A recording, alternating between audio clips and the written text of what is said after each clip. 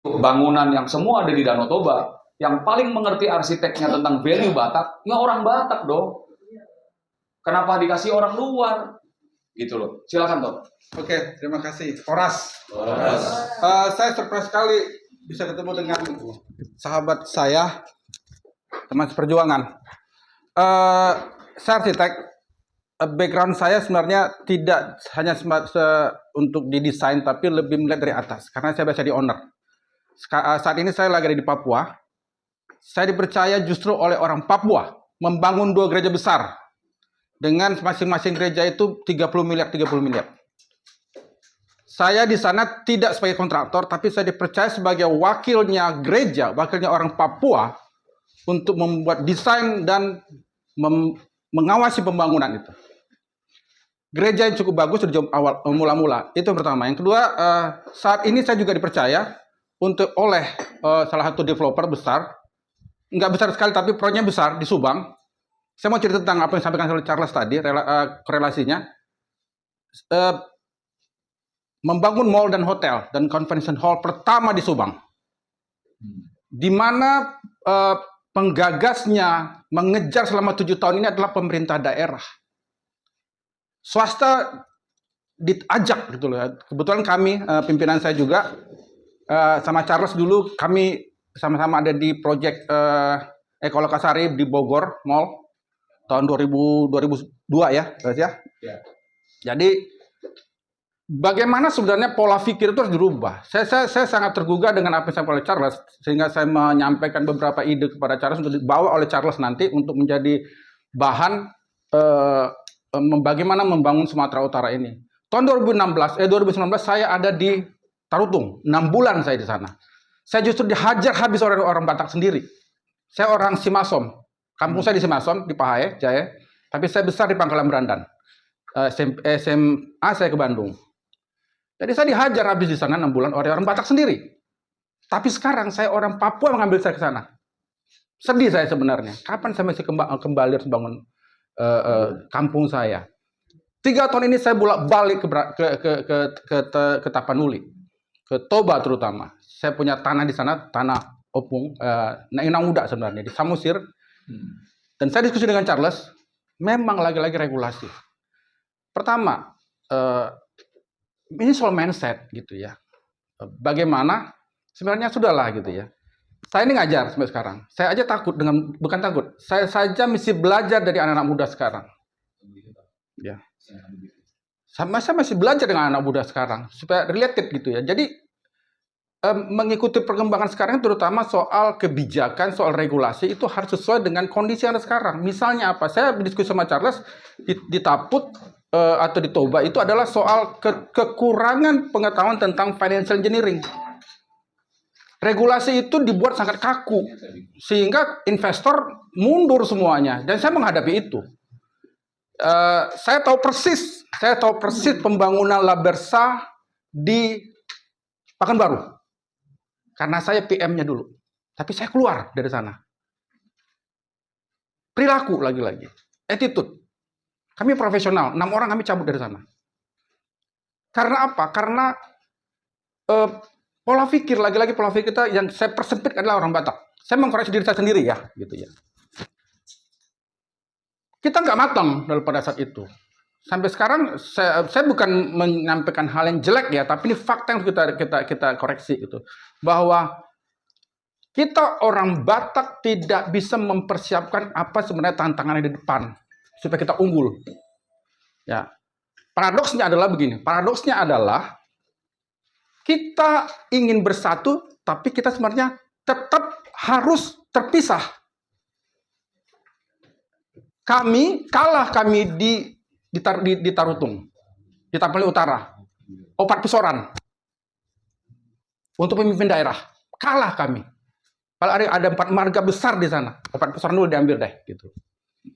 Ini kritik sebenarnya secara politik juga, gitu ya. Jadi saya bicara sama Charles, kalau mau masuk ke Sumatera Utara, memang karena saya di Pangkalan Berandan, saya besar Pertamina Pangkalan Berandan itu adalah industri minyak pertama di Indonesia, mati sekarang. Asetnya ratusan hektar tidak bisa difungsikan. Masyarakatnya sekarang togel, narkoba, macam-macam.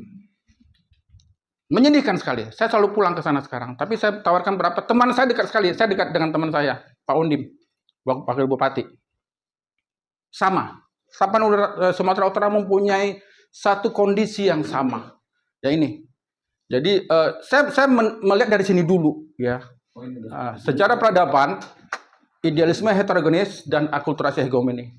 Mungkin nanti saya akan jelaskan di lain waktu tentang ini. Tapi persoalan kita di sini, bukan di fisik.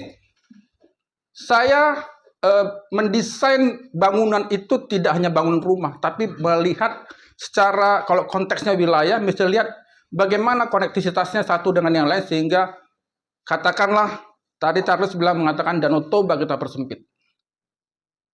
Nggak bisa Toba dimajukan kalau tidak ada kemauan. Saya di ini sekarang, di Papua, itu persis dengan Danau Toba. Di Paniai namanya. Itu di tengah-tengah, di jantungnya Papua Tengah, yang ketinggiannya dan posisinya sama seperti Danau Toba. Ada danau, ada gunung, temperatur rata-rata 16 derajat. Mereka juga punya masalah lebih berat dari kita. Tapi mereka mau ambil orang lain, saya dalam hal ini, untuk memberikan semua kepercayaan. Dan sekarang saya sekarang bisa dikatakan tangan kanannya bupati di sana. Untuk mengembangkan beberapa nanti di Papua Tengah. Mau bangun rumah sakit, bangun hotel, bangun dan sekian-sekian. Tahun 2016 saya diminta oleh Pak, maaf saya sebutnya nama saja deh, Pak Panggabean Nasari Group. Gagal. Membangun hotel Tarutung. Saya bilang harus bintang 4. Nggak bisa, saya bilang. Kalau bintang 5 terlalu tinggi, bintang 4 harus. Gagal. Lagi-lagi itu. Nggak cocok kita di soal harohaon itu ya, kalau kita orang Batak itu ya. Jadi mungkin saya nanti di lain sempat aja, kesempatan saja jelasin ini. Tapi intinya adalah saya kasih title buat Charles untuk ke depan ini adalah Sumatera Utara Prominence. Ide ini sebenarnya muncul 3 tahun lalu waktu COVID. Saya membuat sebuah market, bagaimana membuat sebuah art center yang besar. Karena Sumatera Utara, dalam hal ini Batak, itu punya kesenian yang bisa dijual, apalagi konteksnya adalah Danau Toba. Art center terbesar. Kenapa sih? Kenapa Esplanade yang ada di Singapura? Padahal Esplanade itu adanya di mana sebenarnya awalnya itu? Esplanade itu adalah lapangan Merdeka. Medan itu namanya Esplanade. Tapi artis-artis nggak mau singgah di Indonesia, bikinnya Esplanade Singapura. Seperti kata Charles tadi. Kami pernah bikin ide mau bikin Jakarta Center, atau mungkin sekarang Tapanuli Prominence awalnya saya bikin. Saya sama Charles tahun 2002 sudah punya gagasan dengan Maria juga, punya gagasan untuk mendatangkan Pavarotti ke Prambanan. Charles sama-sama dengan saya backup. Tapi Maria di-tag, dia nggak masuk Asia. Bentrok kami. Nah, bagaimana pada satu konsepnya? Ya, semuanya itu bisa menjadi, misalnya Garuda menjadi sponsorship. Tag-nya pakai mereka gitu ya. Jadi, Charles sudah punya konsep itu. Maria punya konsep itu.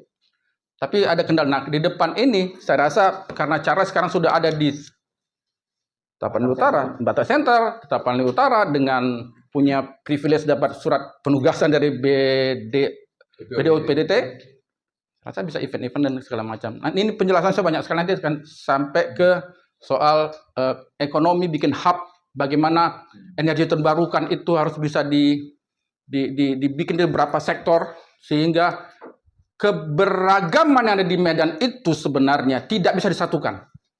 Nggak akan bisa. Jadi kalau saya termasuk yang agak menolak dengan namanya protap. Itu kendala besar. Karena kita di Tapanuli sendiri punya keragaman yang tidak bisa disatukan. Tapi itu bisa disatukan dengan apa? Dengan cara dipisahkan. Paradoks ya. Bikinnya apa? Hub. Kota Pangkalan Bandan dengan ratusan hektar Pertamina nggak mungkin lagi bangun di situ. Nggak akan mungkin lagi ada minyak di situ. Ya eksplorasi. Tapi serahkan itu kepada Pak Prabowo nanti. Bangun, atau nanti Charles sebagai wakil gubernur, buat Silicon Valley-nya Sumatera Utara di situ. Karena infrastrukturnya masih sangat banyak di sana. Pabrik, perumahan, kantor dan segala macam. Nggak boleh ngomong politik.